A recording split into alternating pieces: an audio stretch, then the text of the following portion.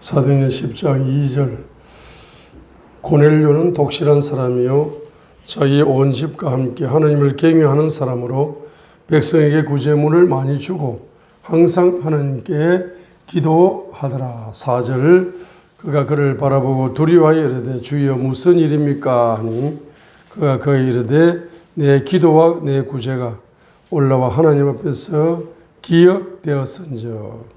3절에 낮 9시쯤 되어 그가 환상 중에 하나님의 천사가 자기에게 들어와 자기에게 이르되 고넬료야 하는 것을 분명히 보며 4절에 내 기도와 내 구제가 올라와 하나님 앞에서 기억되었다 했습니다. 도표를 그려가지고 세 조각을 쪼개가지고 첫 번째는 경외의 영, 두 번째는 기도의 영, 세 번째는 구제의 영 이렇게 기록을 하시기 바랍니다. 그래서 오늘 이제 경외의 영을 가진 고넬료에게 또 구제의 영을 가진 고넬료에게 기도의 영을 가진 고넬료에게 천사가 파송되었습니다. 그래서 여러분 속에 우상의 영이 뽑히고 경외의 영이 흐른다면 반드시 시편 34편 7절이 열린다. 시편 34편 7절이 열려서 바로 주의 천사가 주님을 경외하는 자를 진을 치고 건져주신다. 주를 경외하는 자, 주의 천사가 그분을 경외하는 자들을 둘러 진을 치고 그들을 반드시 건져주신다. 시편 34편 7절입니다. 그래서 우상의 영을 해결하여 주님의 보혈로 뿌리 뽑아내고 주님의 피 속에 숨어있는 경외의 영이 여러분 속에 고넬료처럼 전이가 되면은 주의 천사가 경외의 영을 타고 역사하셔. 여러분을 둘러 진을 치어 주셔. 보호해 주시고 여러분을 건져 주시는 기적이 일어납니다. 그렇죠? 그래서 바로 잠언 19장 23절에 있는 것처럼 주님을 경외함이 생명에 이르게 한다라고 잠언 19장 마지막 절, 잠언 19장 마지막 절이 23절 상반절. 주를 경외하게 되면은 생명에 이르러 가지고 흡족하게 지내고 재앙이 물러간다. 자, 이렇게 잠언 19장 마지막 절에 주를 경외함이 생명에 이르게 하나니 그것을 지닌 자는 주님을 경외함을 지닌 자는 흡족히 지내고 재앙으로 징벌을 당하지 아니하리라 했습니다. 재앙이 물러간다. 우상의 영을 가지면은 재앙의 징벌이 오고 경외의 영을 가지면은 재앙의 징벌이 떠나가고 흡족하게 지낼 수 있도록 경외의 영을 타고 천사가 역사한다. 주로 경외의 영을 가지게 되면은 천사가 무슨 계시를 가지고 오느냐? 말씀 계시 플러스 말씀 실상을 가져온다. 말씀 계시를 가져온다는 것은 말씀의 계시가 계속 열려. 나에게 흡수 계시가 열리고. 근데 말씀의 실상이 이루어진다는 것은 받은 계시의 말씀이 열매를 만들어낼 수 있도록 천사가 사역을 한다는 겁니다.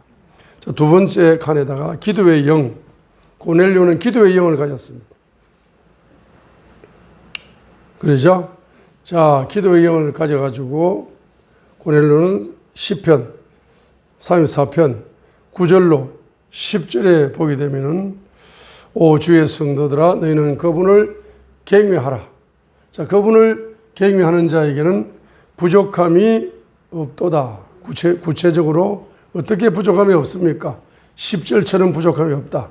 젊은 사자는 부족하여 굶주릴지라도 주를 찾는 자, 기도하는 자, 주를 찾는 자에게는 모든 좋은 것이 부족하지 아니하리로다 했습니다. 경외의 영을 가진 자는 반드시 경외를 기초하여 기도하게 된다. 기도의 영을 가지게 된다. 기도의 영을 가진 자는 부족함이 없는 축복이 열리게 되는 것이고 19절에 고난이 많다 할지라도 갱의 영을 가지고 갱의 영을 가진 자는 고난이 많아요. 많은 고난을 통과하면서 바로 기도의 사람이 된다. 따라합니다. 고난을 통과하면서 기도의 차원이 높아진다. 이번에 우리 질병의 고난을 통과하면서 이 말씀을 주시더라고. 시편 34편 19절. 우리 집사님 질병을 통해서 고통을 당하는데 시편 34편 19절을 주시는 거예요. 이 질병의 고통과 고난을 통과하면서 이 질병의 터널을 통과하면서 기도의 사람으로 만드신다. 차원 높은 기도의 용사로 만드시기 위해서 질병이라는 걸음이 필요한 거예요. 나무가 자라려면 걸음이 필요합니다. 그러죠. 시편 34편 19절을 주셨어. 우리 집사님 기도하니까 식당에서 기도를 하는데 이 말씀을 주시더라. 몸이 아파 죽겠는데 무슨 그런 말씀을, 그런 기도가 나옵니까? 저도 이해를 못 하겠어요. 근데 어려운 자는 이 질병의 고난을 통과하면서 뭡니까? 기도의 차원이 높아진다. 특별히 어떤 차원? 이번엔 언어의 차원을 높이려고. 지금까지는 육의 언어, 혼의 언어만 쓰고 살았는지 모르지만 앞으로는 충성, 영의 언어. 영의 언어로 충성하죠. 육의 언어, 혼의 언어도 쓰레기 언어예요. 이 쓰레기 언어는 쓰레기통에 버리고 영의 언어는 보석 같은 언어예요. 영의 언어를 쓰면은 바로 햇바닥이 조폐공사가 되는 거라. 대한민국 최고 부자가 누구? 조경혜 언니가 조경숙이. 할렐루야. 이름도 예뻐. 조경혜 언니가 있다니.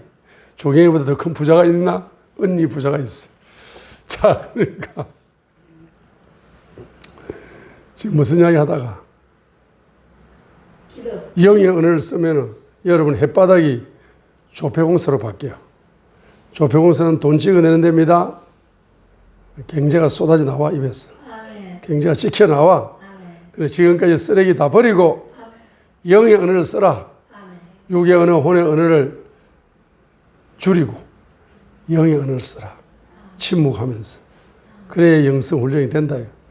그렇게 안 하니까 이제 질병의 터널을 한번 통과해 보는 거라. 그래서 이제 입술을 바꿔라. 네 혓바닥을 조평원서로 바꿔라. 하고 하나님이 이제 한번 이렇게 고난이 많았습니다. 그런데 그 모든 고난에서 그를 뭐한다? 건져주신다. 고난이 오면 뭐한다? 기도하는지. 기도하니까 하나님 뭐 해주신다? 바로 건져주시는 거예요. 17절에 17절 봅니다. 17절. 어려운 자들이 죽게 뭐한다? 고난이 많아가지고 부르짖죠. 17절에. 부르짖으니까 주께서 들으시고 그들의 모든 고난에서 그들을 건지신다. 이 모든 고난이라는 단어가 중요합니다. 모든 고난, 모든 종류의 고난에서 건져주시오.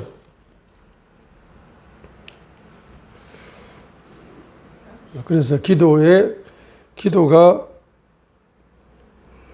종류를, 고난의 종류에 코드를 맞춰야 됩니다. 몸이 아파 죽겠는데 돈 주세요, 돈 주세요 기도하면 돈은 받아. 그러나 병들어 죽어버리면 끝나. 그러죠? 몸이 아플 적에는 고쳐주세요라고 기도를 먼저 해야죠. 그러잖아. 그러니까 항상 코드를 맞춰야 됩니다. 필요한 코드에 맞춰가지고 종류별로 기도를 많이 해야 됩니다. 모든 고난이기 때문에, 모든 종류의 고난이기 때문에 코드를 맞춰가지고, 기도의 코드를 맞춰가지고 기도를 하는 거라. 근데 기도의 코드를 내 혼이 맞추려고 하니까 1번, 2번, 3번은 맞아. 그런데 5번부터는 코드가 달라져요. 내가 생각하는 코드하고 한두 개는 맞아. 나머지 100개 중에 98개는 다 코드가 엉터리가 되는 거야. 내 생각으로 기도를 하는 거라. 내 자녀 잘 되게 해주세요. 아프니까 병든 거 치료해 주세요. 가난을 해결해 주세요. 한 몇 가지 정도는 내가 생각으로 내가 기도하면은 한 두세 개는 코드가 맞아. 그런데 이제 4번, 3번, 4번부터는 그 코드가, 순서가 바뀐 거라. 중요한 순서부터 기도를 해야 되겠죠.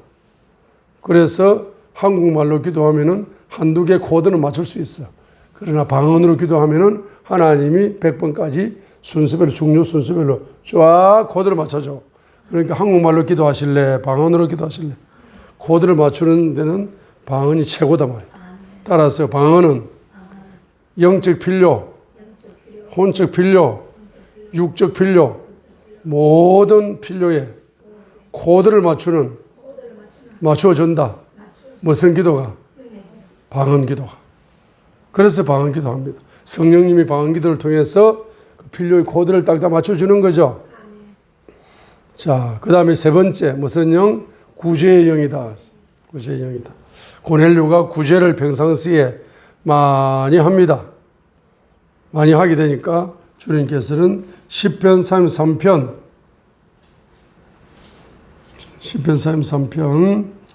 18절로 19절을 가지고 고넬료를 축복하신다. 시편 33편 18절로 19절을 가지고 시편 33편 18절 19절의 말씀을 가지고 말씀을 기억해 가지고 축복해 주신다. 시편 33편 18절 19절 보라 주의 눈은 구분을 뭐하는 자? 경외하는 자들. 경외하는 자들은 누굽니까? 그분의 긍휼에 소망을 두는 자들 위에 주님의 눈길이 머문다. 19절 이것은 그들의 혼을 사망에서 건지며 기근 중에서 그들을 지켜 살게 하려 함이로다. 잠언 19장 17절에는 가난한 자를 불쌍히 여기는 자를 주께 빌려드리나니 잠언 19장 17절에 가난한 자를 불쌍히 여기는 자는 주께 빌려드리나니 가난한 자를 불쌍히 여기는 자는 주께 빌려드리나니 잠언 19장 17절 시편 33편 18절 보라 주님의 눈이 누구 위에 머문다. 그분을 경외하는 자들 위에 머문다. 특별히 누구 위에 머문다. 긍휼의 소망을 두는 자. 그분의 긍휼의 소망을 두는 자는 가난한 자를 불쌍히 여기면서 그분의 긍휼의 소망을 두기 때문에 바로 그들의 혼을 사망에서 건지신다. 그리고 기근 시에 그들을 지켜 살게 하려 함이라. 자, 혼을 사망에서 건지신다. 고넬료의 영혼을 사망에서 건져서 구원해 주실 뿐만 아니라 기근 중에서 그들을 지켜 살게 하려 함이로다 했습니다. 그래서 유대인들의 교회보다 열방 교회를 보면은 이방인들이 예수님을 믿고 교회를 섬기는데 99% 전 세계적으로 보면은 1%만 이스라엘 민족이 예수님을 믿고 교회를 섬기죠. 그죠? 처음에는 뭡니까? 초대교회 때는 유대인들이 바로 99% 기독교 교회를 이루고 이방인들은 이제 고넬료를 해가지고 1%밖에 안 됐는데 이제 세월이 지나다 보니까 역전되었어요. 이스라엘 민족은 예수님을 잘 안 믿고 이방인들이 예수님을 말 믿어서 열방 교회에 이방인들로 채워져서 99%가 이방인들이 예수님을 믿고 열방 교회가 건축되어졌습니다. 그렇죠? 그래서 그 이방인들 그 가난한 국가에 예수의 복음이 들어가게 되면은 교회가 세워지면서 가난에서 해방되는 부자가 되어지는 역사가 일어난 겁니다. 그 문을 여는 데 쓰임받은 사람이 고넬료였다 이 말이죠.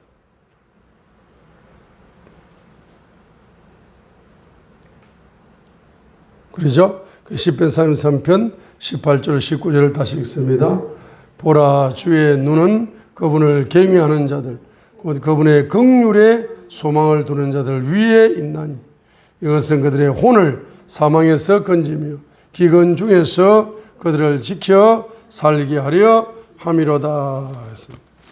자, 그래서 이제 사도행전 4장의 역사가 유대인들이 예수님을 믿으면서 이스라엘 민족이 예수님을 믿으면서 바로 그들이 사도행전 4장 31절에 그들이 기도하기를 마치며 그들이 함께 모인 곳이 흔들리더니 그들이 다 성령님으로 충만하여 담대히 하나님 말씀을 말하니라. 그 열매로 32절로 30바로 7절까지 은혜의 경제가 열렸습니다. 32절로 37절. 믿는 자들의 무리가 한마음 한혼이 되어 모든 것을 공동으로 소유하고 그들 중에 아무도 자기가 소유한 것들을 조금이라도 자기 것이라 말하지 아니하더라. 사도들이 큰 권능으로 주 예수님의 부활을 증언하며 큰 은혜가 그들 모두에게 임하니라. 그들 가운데 부족한 자가 아무도 없었으니 이는 땅이나 집을 소유한 자들이 그것을 팔아서 그 판 것의 값을 가져다가 사도들의 발 앞에 두며 그들이 각 사람에게 필요한 대로 나누어 줬기 때문이더라. 자, 사도들이 키프로스 지방 출신의 요세라는 레위 사람에게 바나바라는 이름을 주었는데 위로의 아들이라는 뜻이라. 그가 땅이 있었으므로 그것을 팔아 그 돈을 가져다가 사도들의 발 앞에 두니라 하는 성령 충만을 통해서 열린 32절로 37절의 은혜 경제, 초대 교회에 열린 바로 유대인들이 예수님을 믿으면서 성령 충만하여서 32절로 37절에 은혜 경제가 열린 것처럼 사도행전 10장 고넬료 가정에서도 45절에 성령의 충만함이 열렸습니다. 이방인들 위에도 성령님을 선물로 부어주신 것으로 인하여 놀랐다. 그리고 46절에 이방인들이 방언을 함으로 하나님을 크게 높였다. 그리고 47절로 48절에 주의 이름으로 침례를 받게 했다. 이렇게 기록되어 있지만은 여기에 생략된 게 뭡니까? 바로 사도행전 4장 32절로 37절에 성령 충만이 부어지면 나타나는 은혜 경제 사건. 이 은혜 경제 사건이 사도행전 4장 42절로 47절로 나타난 이 은혜 경제의 열매가 유대인들에게 나타난 것처럼 기록되어 있는데 이것이 이방인들, 최초의 이방인 누구? 고넬료 가정의 부흥 집회를 통해서 성령 충만이 부어지게 되니까 방언이 넘치면서 하나님을 높이면서 예수님 이름으로 침례를 받으면서 이들에게도 역시 유대인들 중심의 초대교회에 나타났던 은혜의 경제의 역사가 나타났을까? 안 나타났을까? 나타났습니다. 근데 그것을 여기에 생략했을 뿐입니다. 그래서 앞으로 열리는 이방인 교회, 그 이방인 교회는 성도들의 숫자가 증가하면서 그들이 바로 은혜 경제가 부어져 가지고 바로 교회에서 뭐가 열립니까? 교회에서 예수 이름의 복음을 받아들이고 복음을 믿고 그들이 경제적인 복을 받고 그 받은 경제를 다시 교회의 헌금으로 드리면서 열방교회의 개척의 역사, 열방교회 성교회의 역사가 펼쳐지는 것을 우리가 볼 수가 있습니다. 그렇죠? 이것이 바로 경제적인 축복입니다. 그래서 반드시 바로 경외의 영을 가진 자에게 시편 34편 7절에 천사가 주를 경외하는 자를 둘러 진을 치고 또 기도하는 자에게 주의 천사가 역사해가지고 응답 계시를 갖다 주고 실상의 열매를 누리도록 천사가 만들어 주는 것처럼 반드시 경제천사, 경제 분야, 경제 계시를 가져오는 천사, 경제 기적을 가져오는 천사가 누구를 통해 역사하시느냐? 구제의 영을 가진 자, 은혜 경제를 구제의 영을 가진 자, 또 은혜를 받아가지고 은혜 경제를 드리는 자, 그 드리는 자에게 바로 경제를 드리는 자를 통해서 하나님은 바로 경제를 가지고 오는 천사 종류가 달라요. 경외의 영을 가지고 있는 자에게는 말씀의 계시와 실상을 주로 천사들이 가지고 왔다 갔다 합니다. 그러죠? 기도를 많이 하는 사람에게는 뭡니까? 응답 계시와 실상을 가지는 천사가 많이 왔다 갔다 해요. 그런데 경제 있잖아. 경제를 열어주는 천사. 경제를 열어주는 천사가 저와 여러분의 사역과 인생 속에 많이 왔다 갔다 하려면은 구제의 영을 가지고 가난한 자를 구제를 많이 해야 되고 은혜 경제를 드리면서 주님을 사랑하고 구제의 영을 가지고 가난한 자를 사랑하고 자 이렇게 하게 되면 어떤 천사가 역사한다? 경제 분야의 천사가 역사한다. 할렐루야. 그래서 출애굽기 14장 19절에도 보세요. 홍해가 갈라졌다는 것은 신경제 기적의 길이 열리는 거죠. 출애굽기 34장 19, 출애굽기 14장 19절이네요. 14장 19절에는 여기에 천사가 등장을 하는데, 출애굽기 14장 19절에 천사가 등장했습니다. 그러면 이 홍해가 갈라졌다는 것은 이제 홍해를 건너면서 노예의 옷을 벗어버리고 이제 자유의 옷을 입는 거라.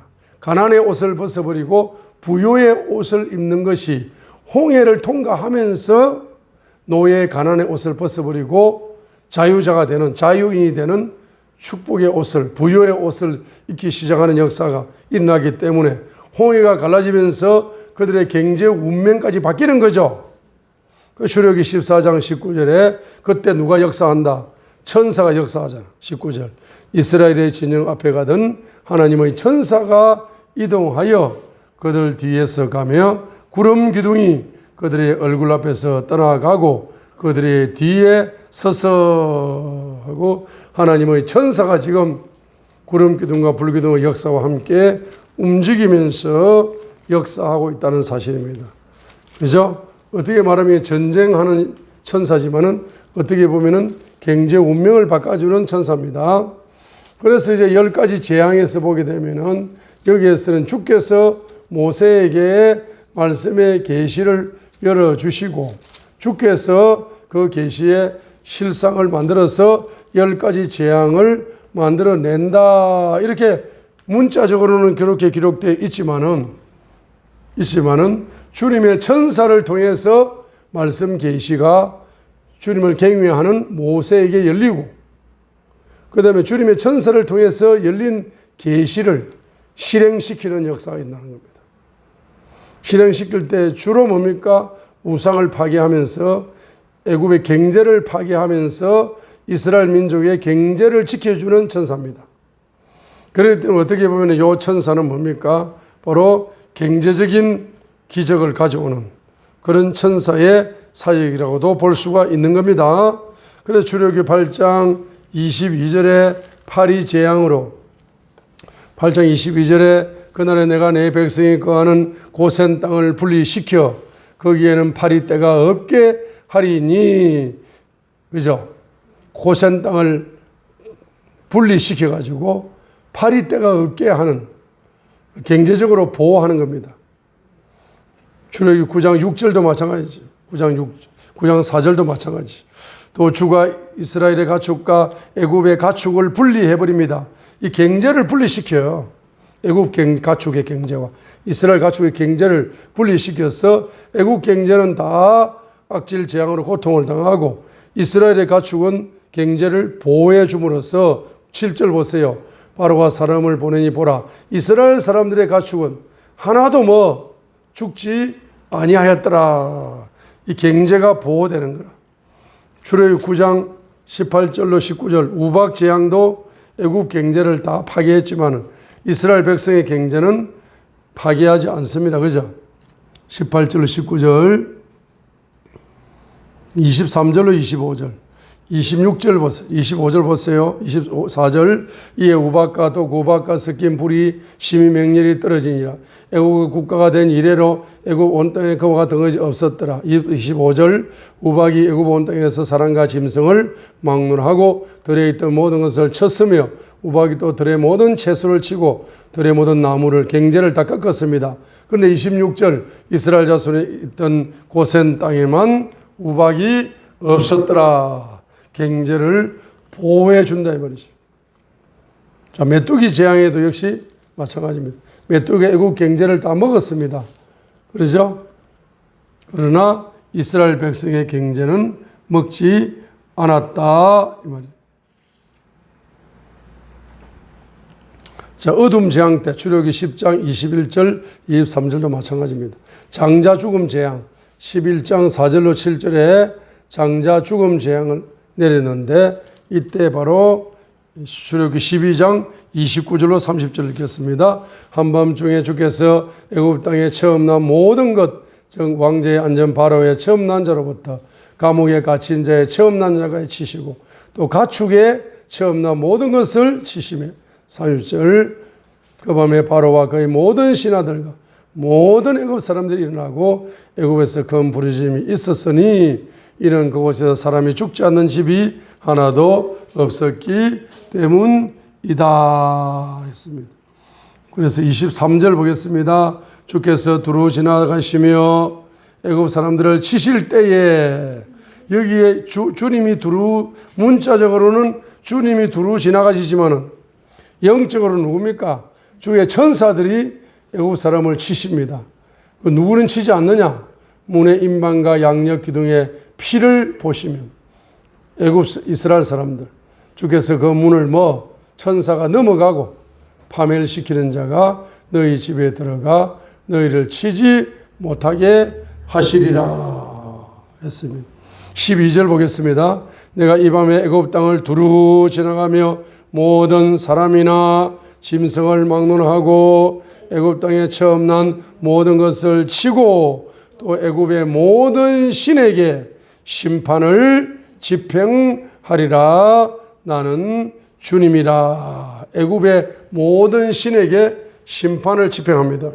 그럼 애굽의 모든 신에게 심판을 집행한 사건이 10가지 재앙을 통해서 애굽의 우상 신에게 심판을 집행을 하시죠. 심판을 집행을 하시는데 그 애굽의 우상은 전부 다 1번부터 10번까지 뭐와 연결되어 있다? 애굽의 경제와 연결되어 있다. 따라합니다. 우상은 경제와 연결되어 있다. 애굽의 우상은 애굽의 경제와 연결되어 있다. 세상의 우상은 세상의 경제와 연결되어 있다. 애굽의 만몬 신은 애굽의 경제와 연결되어 있다. 그래서 출애굽기 12장 12절에 애굽의 모든 신에게 10가지 재앙으로 애굽의 신에게 심판을 집행하실 때에 바로 애굽의 바로 뭡니까? 경제, 우상에게 심판을 집행하실 때 애굽의 경제 10번이나 경제에게 심판을 집행하셨다. 그때 심판을 집행하실 때에 이스라엘 민족에게는 10번이나 경제를 뭐 해주신다? 보호해 주신다. 경제를 보호해 주신다. 그러면 경제를 보호해 주는 계시와 실제를 누리도록 만드는 천사는 경제천사다. 경제천사가 분명히 있다. 따라합니다. 하늘에 천국에 보물창고가 하늘의 별보다 많다. 우리가 주로 애용하는 보물창고는 그냥 기도해서 응답받는 그런 창고 하나 정도만 여러분들이 그냥 애용하고 살아요. 하늘에 별이 저렇게 많은데 별 하나만 붙잡고 평생 신앙생활을 하는 사람 많아. 그러죠? 그런데 특별히 그 창고 중에서도 경제창고가 있는 거라. 경제창고 중에서도 뭡니까? 금, 은, 동부터 해가지고 현찰부터 해가지고 그 경제창고의 종류도 또 너무 많아. 우리가 애용을 잘 안 해봤기 때문에 그걸 믿지를 못하는데 이제 앞으로 이제 여러분들이 기도를 하시면 특별히 구제의 영을 가지고 가난한 자에게 구제를 많이 하시고 은혜의 경제로 주님의 손에 경제를 올려드려서 주님을 사랑하는 표현을 하는 자들에게 주님께서는 특별히 어떤 천사를 많이 파송하신다. 경제천사를 많이 파송하셔가지고 바로 하늘에 있는 경제창고, 보물창고의 문을 열어가지고 여러분들이 애용하실 수 있도록 주님께서 만드실 것입니다. 할렐루야. 그래 오늘 갑자기 고넬료 이야기를 하다가 이 경제천사가 지금 역사를 하는구나. 말씀으로 볼 때 분명히 경제천사가 역사한다. 이걸 볼 수 있습니다. 그죠? 그래서 이제 이사야가 기도하니까 하룻밤에 몇 명이 죽었다. 예? 몇 명이 죽었다. 18만 5천 명이. 5천 명이 하룻밤에 다 죽었습니다. 천사 하나가 역사하니까. 그리고 재정천사 하나가 출장 와가지고 여러분에게 뭡니까? 18만 5천 명을 죽이듯이 18만 5천 명을 살릴 수 있는 경제도 열어줄 수 있다. 한 도시를 살리는 경제나 한 민족을 살리는 경제도 뭡니까? 열어줄 수 있어요. 이거 우리가 유추할 수가 있습니다. 자, 그렇기 때문에 오늘 여러분이 소망을 가지시고 주님의 긍휼에 소망을 두시면서 특별히 어떤 사람에게 전 세계 가난한 자, 자, 한 구절만 보고 기도하겠습니다. 잠언 28장 8절. 잠언 28장 8절. 이자놀이와 불의한 이익으로 자기 재물을 늘리는 자는 가난한 자를 불쌍히 여기는 자를 위하여 그것을 모으리로다. 이 구제의 영을 가진 사람은 가난한 자를 보면은 불쌍히 여기는 생각이 듭니다. 그러면 잠언 28장 8절을 가지고 여러분이 구제의 영을 기초하여서 열방의 가난한 사람을 위하여서 여러분들이 중보 기도를 하시게 되면은 자, 재정천사가 와가지고 특별히 재정천사가 하늘에 있는 경제를 가지고 와서 여러분에게 부어주기도 하지만은 경제천사가 빈손으로 출장 와가지고 8절에 보면은 이 땅에서 악인 경제로 축적하여 경제를 축적해 나온 그 창고의 주인을 바꿔버리는 역할을 합니다. 그렇죠? 빈손으로 천국에서 천국 부요를 가지고 오는 천사가 경제천사지만은 또 어떤 경제천사는 그냥 빈손으로 출장을 와. 자기 할 일을 하러 오는 거야. 그래가지고 가난한 자를 위해서 구제의 영을 가지고 막 중보기도 하는 그 사람에게 물질의 복을 주는데 어떻게 줍니까? 바로 악인 경제를 축적해 난 그 사람의 명의를 변경시켜버리는 거예요. 빌딩의 명의를 변경시켜버리고 어떤 현찰의 명의를 변경시켜버리고 이렇게 그 물질에 대한 이름을 바꿔버리는 거예요. 주인을 바꿔버리는 역할을 하는 거예요. 주인을 바꿔버려가지고 뭡니까? 경제를 여러분에게 천사가 여러분의 손에 선물로 주는 경우가 있다는 겁니다. 자, 그래서 이런 체험을 이제 우리가 기도하시면서 많이 하시기를 주님 이름으로 축복합니다.